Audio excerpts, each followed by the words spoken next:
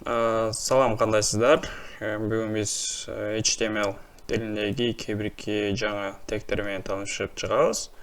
Бұл жерде біз inputты қолданамыз. Бұның ішінде и data list бар. Біз азы бұны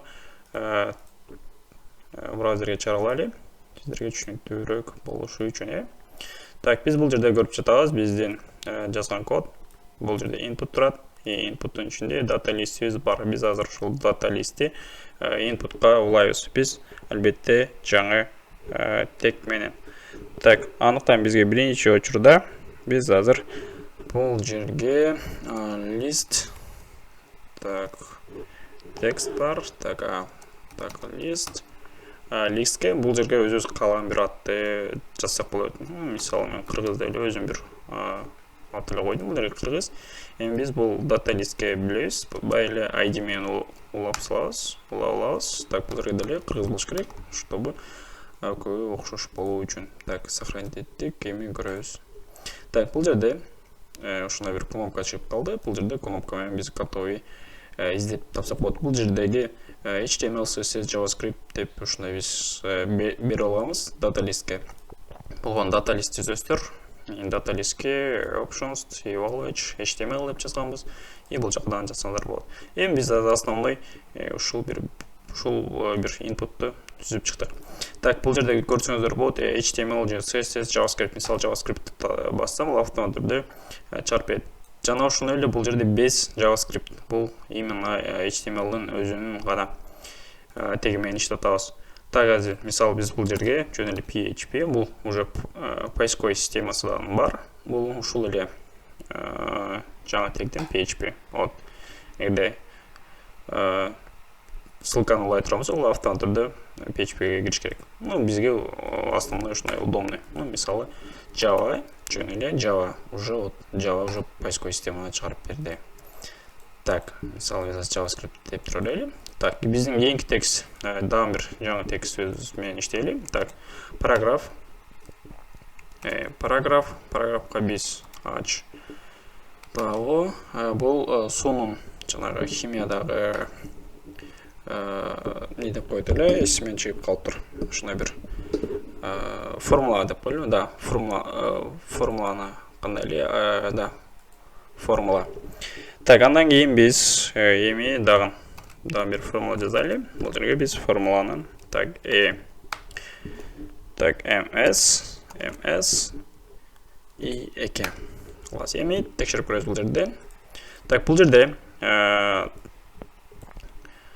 жерде негизи иретмен жазган эмес. Біз бұл жаққа параграфта кандай жазсак, ушуну кылып көрсөтүлүп турат. Эми біз буну формула түрүндө жазып ала турамыз. Мисалы бул суунун формуласын именно сайттан өзүндө кылып жазып алабыз. Так, бизге аны үчүн бул жерге sub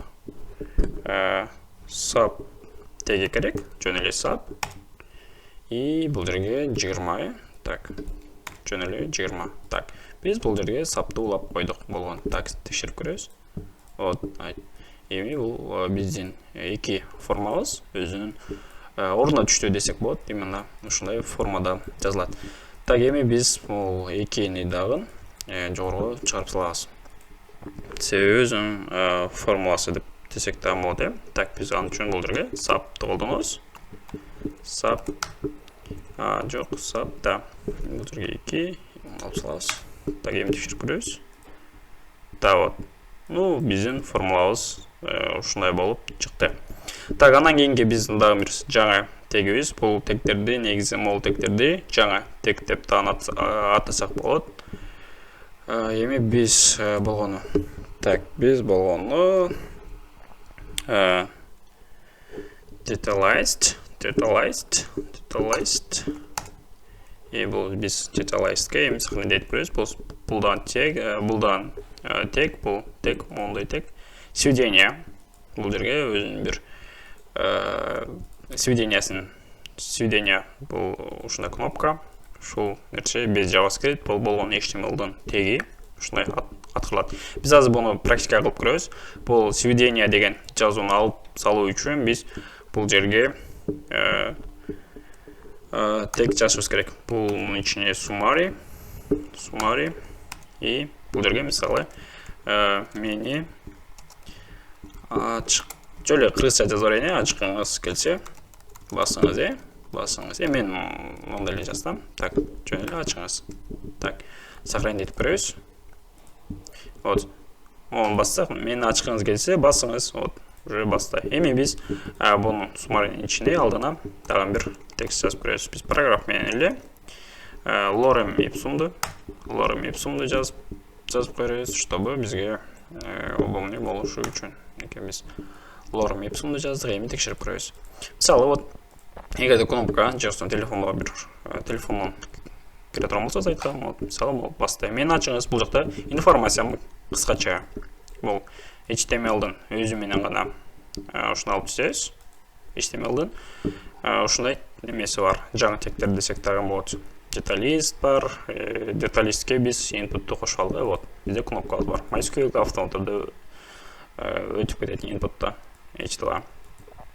Так, эми біз кейінгі текменді көреміз азыр. Біздемі, так, біз бұл жерде мені ашыңыз келсе, бұл жерде бары.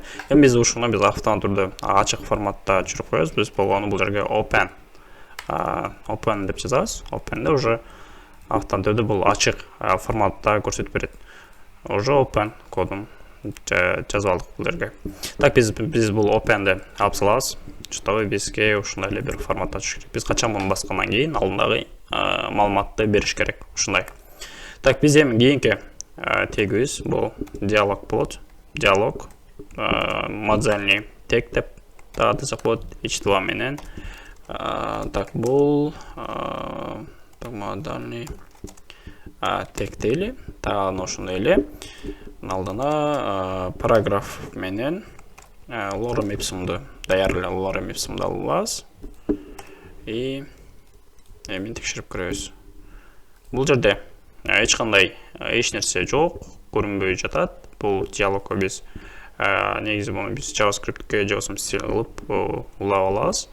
Ол мен ашқыңыз келсе басыңызға дәлі негізі CSS улап бұл жаққа дәлі стиль беріп барын онды соқ болады.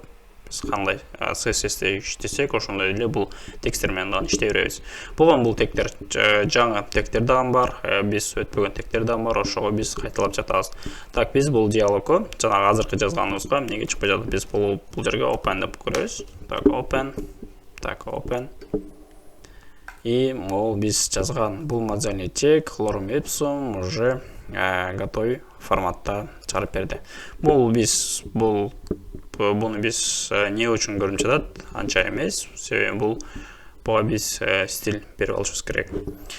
Так, стильге беріп алыш үшін, так, title, стиль, так, стильге біз, так, стиль өзі бізге диалог болуын, жаңағы текст, так, диалог, backdrop іштетеміз, backdrop, и backdrop'қа background,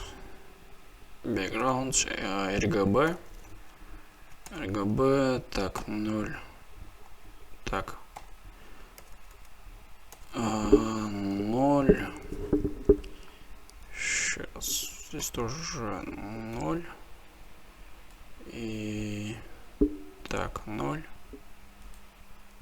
так, альфа вместе, бізге, и 0, точка, 5 қылып өзгерте аласыз. Текшеріп көрейік бұл жерге біз. Так, бізде ешқандай жиынтық жоқ. Біз бұл open кодын алып саламыз, себебі бізге емес керек. Так, бұл жерде ешқандай байланыс жоқ. Біз стиль беріп алдық, черный цветке, RGB.